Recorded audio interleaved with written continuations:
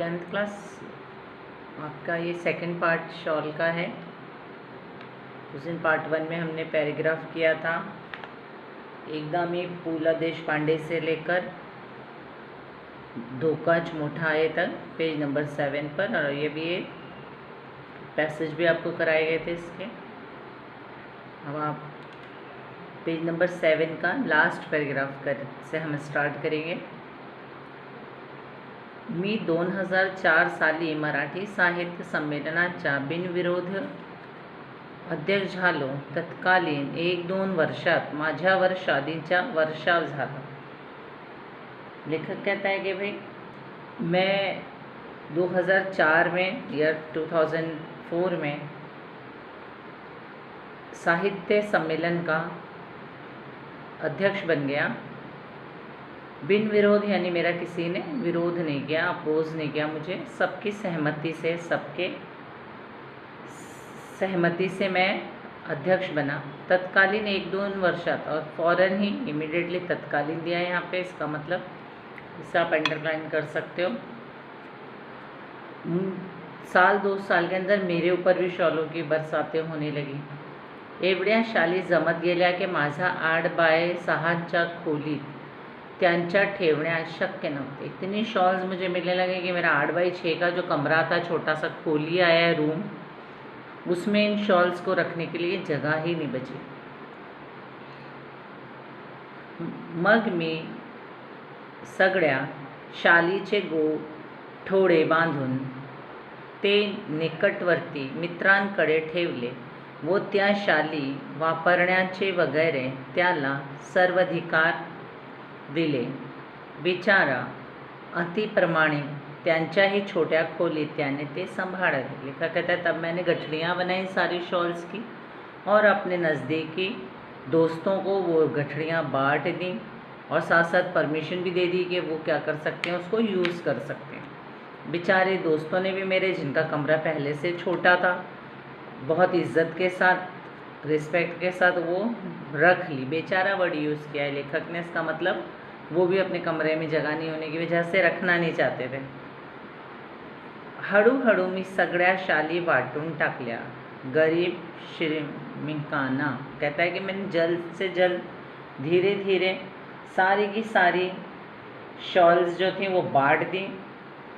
जो गरीब मज़दूर लोग थे उन लोगों को, गरीब आया है पुअर, और श्रीमंताना आया है यानी मेहनत करने वाले लोग, हार्ड वर्क करने वाले, कष्टकरी यानी मज़दूर। तो जल्दी मैंने जो मेहनत करने वाले गरीब थे उनको ही धीरे धीरे ये शॉल्स बांटनी शुरू कर दी, उनको मैंने बांट दी। याच सुमारास मी शनिवार पेठेतील ओंकारेश्वर मंदिरांच्या पुलावर बहुधा रोज़ संध्याकाळी जात असे। कहता है इसी टाइम, इसी ज़माने में मैं मोस्टली, जो ओंकारेश्वर मंदिर था हमारे पास, घर के पास, उसके पास जो पुल था, ब्रिज था, वहाँ मैं रोज़ शाम को जाया करता था। यानी मेरी आदत थी कि मैं रोज़ शाम को ब्रिज पर जाता था। कट्ट्यावर बसणे मला आवडे। एक दिवस काय घडले की कडक थंडीच्या दिवसात एक म्हातारा अशक्य भिक्षेकरी कट्ट्याला लागून चिरगुटे टाकून व पांघरून कुडकुडत बसल्याचे मी पाहिले। कहते हैं कि मैं जहाँ जाता था, जो वहाँ एक प्लेटफॉर्म बना हुआ था, चौथरा बना हुआ था उस ब्रिज के ऊपर, वहाँ जहाँ मैं जाके बैठता था, मुझे अच्छा लगता था। वहाँ मैंने एक कमज़ोर बूढ़ा, महातारा आया है यहाँ पे, इसका मतलब होता है बूढ़ा, ओल्ड एज, और अशक्य भिक्षुकरी आया है कमज़ोर के लिए, वीक के लिए। तो एक दिन मैंने ठंडी में, कड़क ठंडी में देखा एक बूढ़ा भिखारी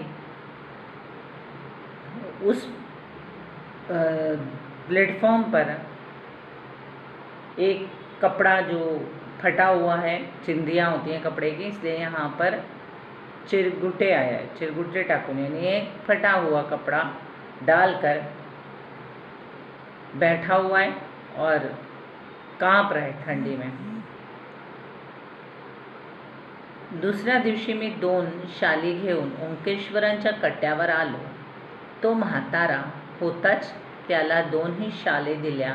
त्याने थरथरल्या हाताने मला नमस्कार केला. नेक्स्ट डे जो मैंने आज इस बूढ़े को ब्रिज के ऊपर जहाँ मैं जाकर बैठा करता था, जहाँ ओंकेश्वर का मंदिर था, और वहाँ पर उस बूढ़े को नेक्स्ट डे मैंने जाके देखा कि वो उसी तरह सर्दी में कांप रहा है. मैंने अपने घर से 2 शॉल्स ली और ले जाकर उसको दे दी. उसने थरथराते हाथों से, कांपते हुए हाथों से मुझे नमस्कार किया. पुढे 4-5 दिवस मला काही कामामुळे संध्याकाळी ओंकेश्वराला जाण्याचे लाभले नहीं. कहते हैं कि भाई फिर अगले 2-4 दिन मुझे कोई काम होने की वजह से, बिज़ी होने की वजह से टाइम नहीं मिला जाने का, उस प्लेटफॉर्म पे बैठने का, जाके उस ब्रिज पर. त्यानंतर मी नेहमीप्रमाणे ये जात करत राहिलो. मग एकदम त्या भिक्षकरी वृद्धांची आठवणी आली. तो नेहमीच्या ठिकाणी नव्हताच. फिर जब मैं वहाँ वापस गया और आना जाना करते रहा तो मैंने क्या देखा, वो बूढ़ा भिखारी जिसको मैंने कांपते हुए देखा था, जैसे मैंने कुछ दिन पहले 2 शॉल्स दी थी, वो मुझे कहीं भी नज़र नहीं आया वहाँ पर बैठा हुआ. तेथील पुलावर चक्कर मारावी म्हणून मी उठलो. वो पुलावरून चालू लागलो. तब मैंने कहा चलो एक चक्कर लगा लेता हूँ पूरे ब्रिज का. और मैं उठा और उठकर मैंने चलना शुरू किया और पूरे ब्रिज का एक चक्कर लगाया. जैसे ही मैंने पुल के आगे चलना शुरू किया, पुलांच्या जवळपास मध्यावर तो भिक्षकरी म्हातारा दिसला. मी लगबगीने त्याच्याकडे गेलो. पाहतो तो काय, तीच चिरगुटे अंगाखाली व अंगावर, तेज कुडकुडणे, तेज दिनवणे जिणे. जैसे ही मैं ब्रिज के आगे गया, बीचों बीच पहुंचा, मैंने देखा वो भिखारी मुझे वहाँ दिखाई दिया, लेकिन वो उसी हालत में था. उसी तरह से यहाँ पर आया. लगबगीने त्याच्याकडे गेलो मतलब जल्दी जल्दी देखते उसको, उसकी तरफ मैं जल्दी जल्दी चला गया. और 30 चिरगुटे यानी वही फटा हुआ कपड़ा जिसको उसने बिछा रखा था और शरीर पर भी ओढ़ रखा था, और कड़कड़ाती हुई सर्दी में उसी तरह से गरीब कांप रहा था जैसे मैंने उसको देखा था. दीनवाणे जीणे यानी मिजरेबल, बहुत ही बुरी कंडीशन में, गरीब परिस्थिति में मैंने उसको देखा. मी म्हटले, बाबा तुम्ही मला ओळखलं?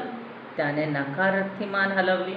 मैंने उससे पूछा, बाबा आपने मुझे पहचाना? यहाँ पर ओळखले शब्द आया. उसने उससे पूछा है क्या आपने मुझे पहचाना? त्याने नकारार्थी मान हलवली यानी उसने ना में सिर हिला दिया. अभी कुछ दिन पहले उसने उसको 2 शॉल दी थी ना, जब वो सर्दी से कांप रहा था. क्या आपने मुझे पहचाना नहीं? मग मीच म्हटलो, बाबा 5-6 दिवसापूर्वी मी तुम्हाला 2 शाली दिल्या होत्या, आठवते? तब मैंने खुद ही उसे याद दिलाया कि अभी 5-6 दिन पहले मैं तुमको 2 शॉल्स दिए थे. क्या आपको याद आया? यावर म्हातारा खुल्ला व पुन्हा हात जोडून म्हणाला, हे भल्या माणसा, तू लई मोठा मायासनी शाली दिल्या. यहाँ पर जो भाषा है, जो बूढ़े ओल्डे जो म्हातारा है उसकी, बूढ़े की भाषा थोड़ी बोली भाषा है, मराठी की अलग भाषा है. कहता है कि उसने फिर से हाथ जोड़े मेरे आगे और मुझसे कहा, ये भले मानुस, तू लई मोठा मायासने शाली दिल्या. तूने हाँ बड़ी शॉल्स मुझे दी. बाबा म्या भिकाऱ्याला शाली कशा शोभतील? अरे बेटा, अरे बाबा, मेरे जैसे भिखारी को शॉल्स कहाँ शोभा देंगी, कहाँ अच्छी लगेंगी? त्या शोभापेक्षा पोटांची आग लई वाईट. उसने कहा कि भाई शॉल पहनकर मैं अपनी शान बढ़ाऊं, अपनी आपको बड़ा दिखाऊं, उससे ज़्यादा पेट में लगी हुई आग बुरी होती है.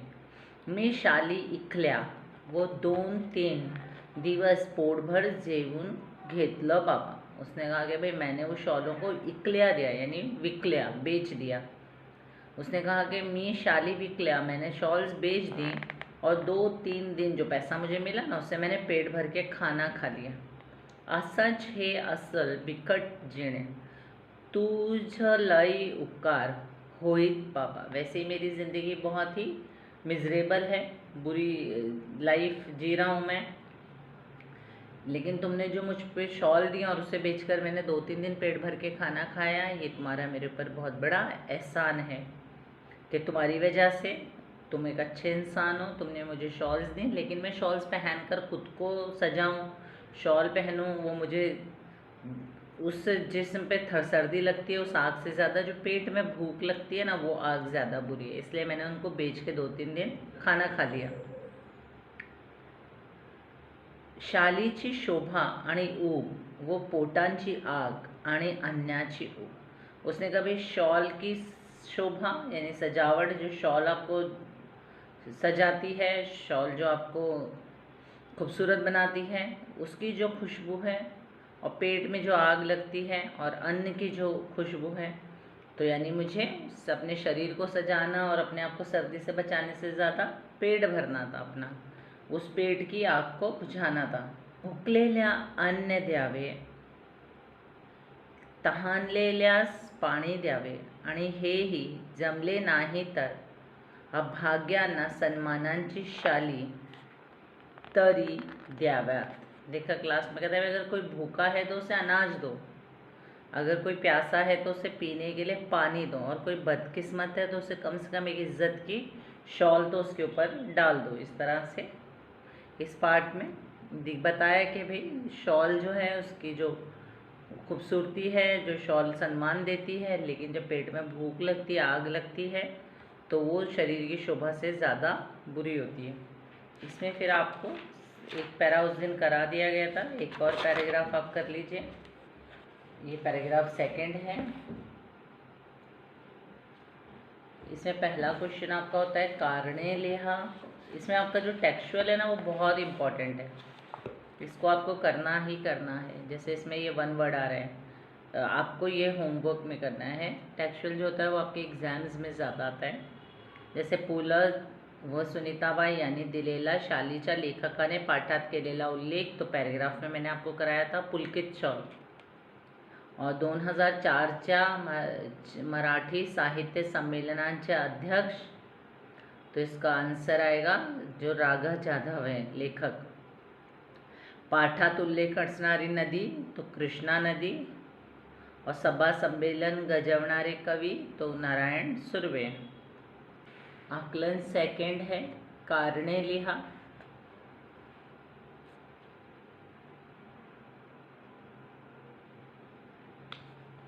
इसके आंसर्स आपको कंप्लीट द फॉलोइंग, कारणे लिहा में आपको आधा सेंटेंस दिया है, फिर कारण के बाद आपको टेक्स्ट बुक से आंसर ढूंढना है। एका बाईच्या बाळासाठी शाल दिलेल्या घटनेची ऊब पुलकित शॉलीच्या उपेपेक्षा जास्त होती, कारण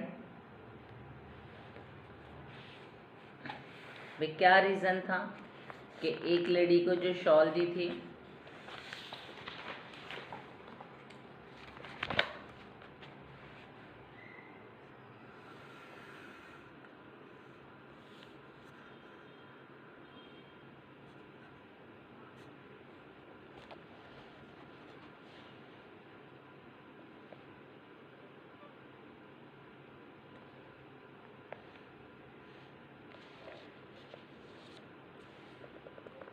उसका आंसर आप यहाँ देख सकते हो।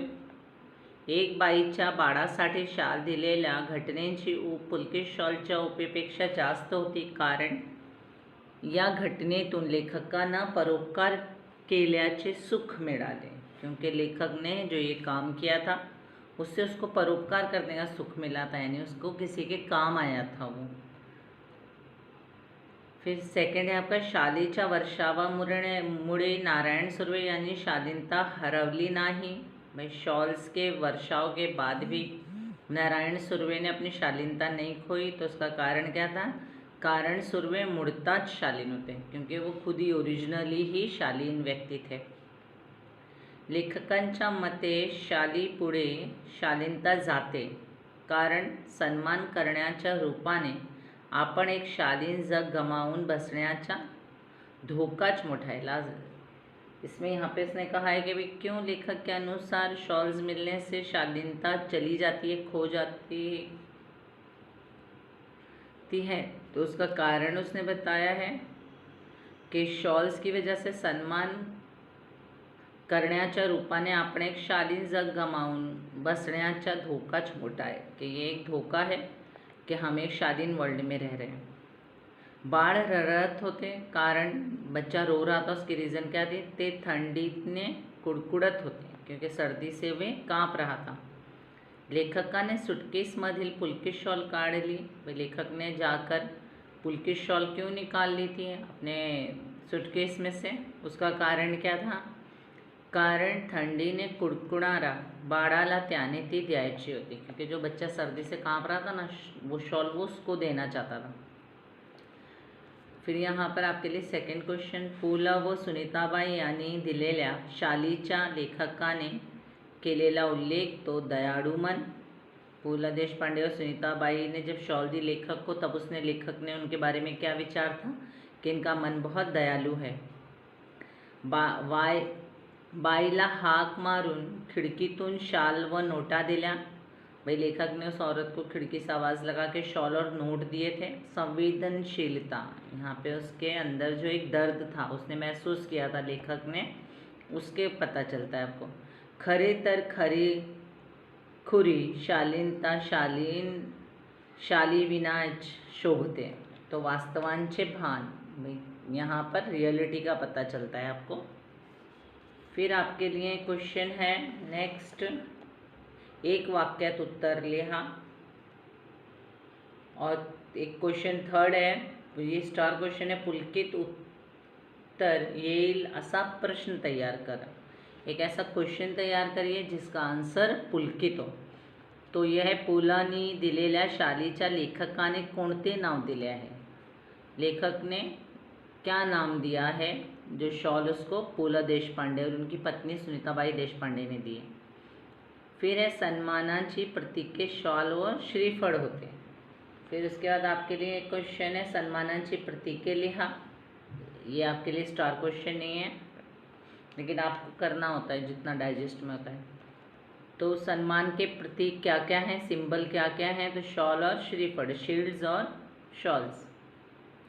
फिर आपके लिए नेक्स्ट क्वेश्चन है, 50 रुपयांच्या नोटा लेखकाने मासे पकडणाऱ्या बाईला का दिल्या असाव्यात। क्यों दिया होगा लेखक ने नोट उस और लेडी को, तो थंडीत कुडकुडणाऱ्या बाळाला ऊब मिळावी म्हणून 50 रुपयांच्या नोटा लेखकाने मासे पकड़नारा बाईला दिल्या। भाई ठंडी में कांपने वाले बच्चे को थोड़ी सी खुशी देना चाहता था वो, इसलिए उसने उस लेडी को पैसे दिए ताकि उससे वो खाने पीने का इंतज़ाम करे और इतनी सर्दी में बच्चे को लेके बाहर नहीं जाए। फिर आपके लिए व्याकरण है, पुढील शब्दांचे समानार्थी शब्द उतार्यातून शोधून लिया। तो सरिता आया यहाँ पे शब्द, तो इसके लिए आपको शब्द आया वहाँ पे नदी, उसका पर्यायवाची शब्द यानी उसका समानार्थी शब्द। स्त्री के लिए बाई आया है। फिर साद आया है यानी हाक आवाज़ लगाना। गारठा आया है यानी सर्दी। पुढील शब्दांचे विरुद्धार्थी शब्द उतार्यातून शोधा। ये भी उतारे से ढूंढने, तो नंतर आया है, तो नंतर के लिए आपका शब्द आएगा आधी यानी पहले, नंतर का मतलब होता है बाद में। विक्री आया है यानी खरीदना, तो खरीदी आया है, विक्री आया है बेचना, तो उसके लिए उसका अपोजिट खरीदी आएगा। फिर वर आया है मतलब ऊपर, तो उसके लिए शब्द आया है खाली। अपमान आया है तो उसके लिए उतारे में उसका अपोजिट शब्द सम्मान आया है। फिर उद्धट आया है तो शालीन। ओहोटी तो भर्ती, ओहोटी का मतलब होता है किसी चीज़ का उतरना, तो भर्ती यानी किसी चीज़ का भरना। कमी यानी कम, तो उसका शब्द है अधिक।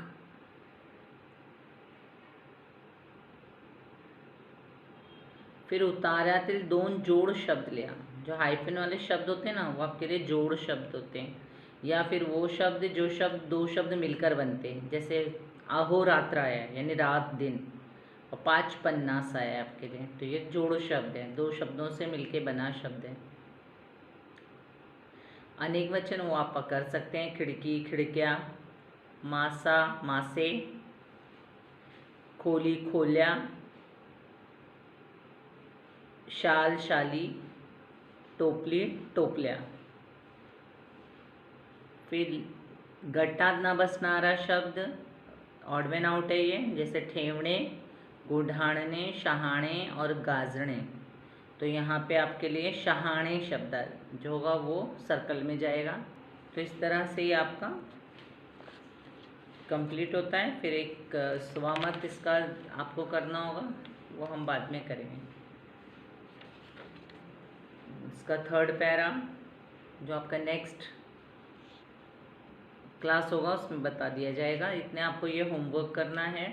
इसको जैसे बताया है पहले भी, रिटर्न में करना है, पैराग्राफ से आंसर्स ढूंढने हैं आपको, और इसको एक नोटबुक में लिखना है आपको। और कोई भी आपको प्रॉब्लम है किसी भी तरह का, कोई बात समझ में नहीं आई है, कोई वर्ड या सेंटेंस या क्वेश्चन, तो आप पूछ सकते हैं।